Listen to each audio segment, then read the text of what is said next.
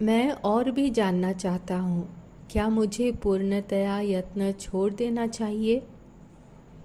अभी आपके लिए प्रयत्न किए बिना रहना असंभव है। जब आप गहराई में जाएंगे तो आपके लिए प्रयत्न करना असंभव होगा। यदि मन अहम वृत्ति के मूल की तलाश द्वारा अंतर्मुख हो जाए तो वासनाएं लुप्त हो जाती हैं।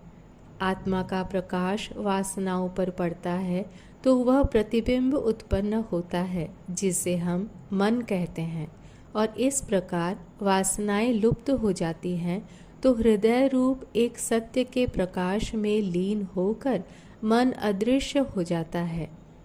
किसी भी साधक को जो जानना आवश्यक है उसका यह सार है।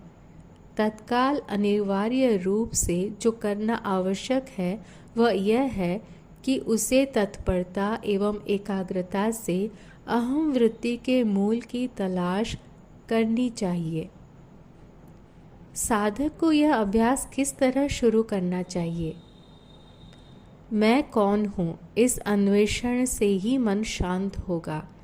चिता को संकोरने की लकड़ी की तरह मैं कौन हूँ यह विचार अन्य सब विचारों का नाश करके स्वयं भी नष्ट हो जाता है।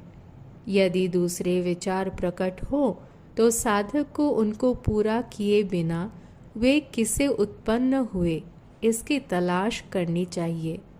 कितने भी विचार उत्पन्न हो इससे क्या हानि है?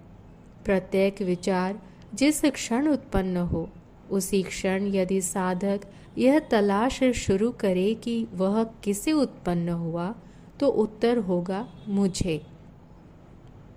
तब यदि वह इस मैं की तलाश करे तो मन वापस मुड़कर अपने उद्गम स्थान आत्मा की ओर अभिमुख होगा और मन के साथ अभी अभी उत्पन्न हुआ विचार भी शांत हो जाएगा। इस प्रकार बार बार अभ्यास करने से मन की अपने जन्म स्थान में बने रहने की शक्ति बढ़ती है।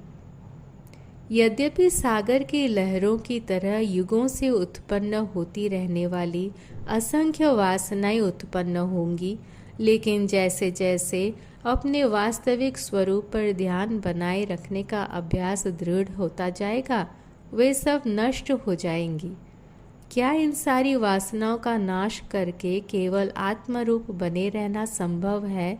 ऐसे संदेह को भी अवकाश न देकर साधु को दृढ़ता से निरंतर आत्मभान के सूत्र को पकड़े रहना चाहिए। जब तक चित्त में विषय वासनाएं विद्यमान है तब तक मैं कौन हूँ की तलाश आवश्यक है। जब विचार उत्पन्न हो उन्हें इस तलाश द्वारा उसी समय वहीं उनके जन्मस्थल में नष्ट कर देना चाहिए। जो आत्मा से अन्य है उसकी ओर ध्यान न देना वैराग्य है और आत्मा को न भुलाना ज्ञान है। वस्तुतः ये दोनों एक हैं।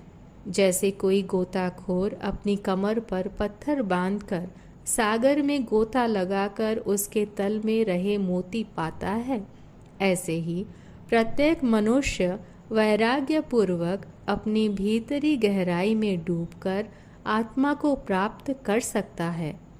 निरंतर अपने वास्तविक स्वरूप की स्मृति को आत्मानुभव तक बनाए रखना पर्याप्त है।